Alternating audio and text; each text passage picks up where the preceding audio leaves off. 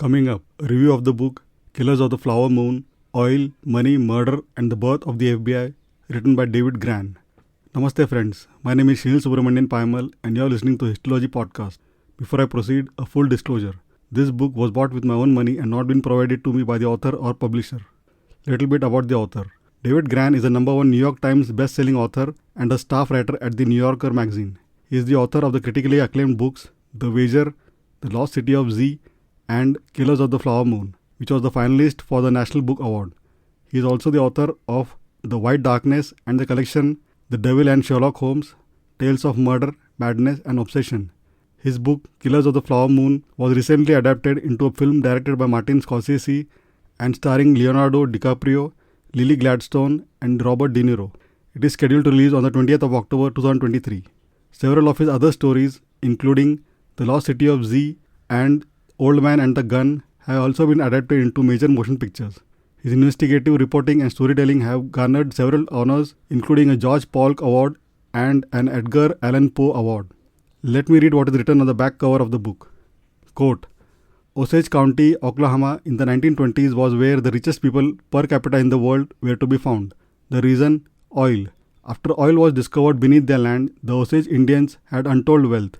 Then, one by one, they began to be killed off.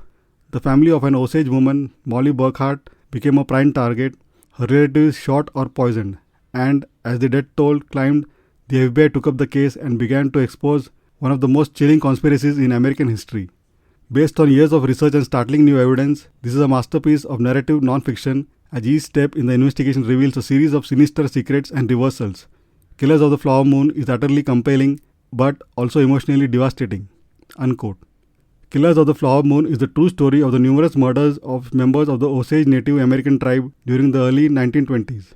The book starts with explaining the history of how the Osage people ended up being so rich.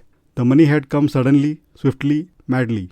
It shows how the American government under President Thomas Jefferson cheated the Osage people and forced them to cede nearly 100 million acres of their ancestral land, ultimately making them find refuge in a 50 by 125 mile area in southeastern Kansas.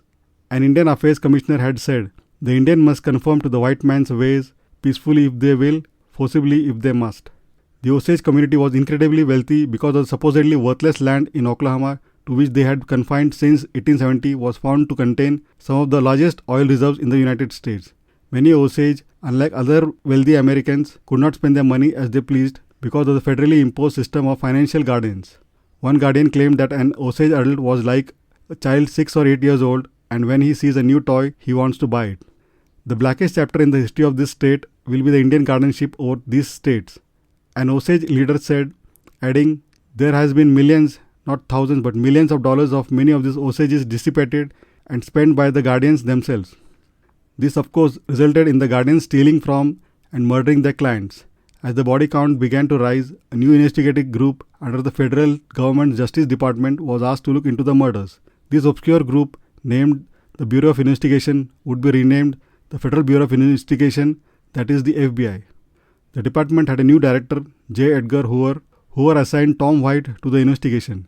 White was successful in finding the murderers and having them prosecuted. What the investigators unravel is a sinister plot when the pattern of death is studied by the agents. It was evident that there was a plot within a plot as White became suspicious of the litany of dead witnesses. Despite the brutality of the crimes, many Whites did not mask their enthusiasm for the lurid story, and it is an amazing story too. So amazing that at first you wonder if it can possibly have happened in modern 20th century America. There was one question that the judge and the prosecutors of the defense never asked the jurors, but that was central to the proceedings. Would a jury of 12 white men ever punish another white man for killing an American Indian? A prominent member of the Osage tribe put the matter more bluntly. It is a question in my mind whether this jury is considering a murder case or not. The question for them to decide is whether a white man killing an Osage is murder or merely cruelty to animals. While this book focuses on the one conspiracy of criminals publicized in that time that were brought to the trial after the FBI's investigation, the author discusses many other murders that were never investigated. One is sure to get outraged by the prejudice, heartsick by the killing. The descendants of the Osage are still looking for justice and closure which will never come. It becomes pretty evident that virtually every element of society was complicit in the murderous system. Conclusion. The book is just under 300 pages and very well written, and you will find it very hard to put it down once you start reading. I highly recommend this compelling historical true crime mystery and give it a rating of 4.75 out of 5. The book is available for around 375 rupees on Amazon India and for around 500 on Flipkart and for about 18.5 USD on Amazon USA. I will provide all the respective buy links in the show notes. Please check them out for the latest prices. Last but not the least, thank you for spending your valuable time listening to this book review. Really grateful. Please don't forget to subscribe to the Histology podcast on your favorite podcasting app and also feel free to leave a review. Also, please check histology.com for all the previous episodes. Thanks, I'm looking forward to hearing from you. Take care and bye.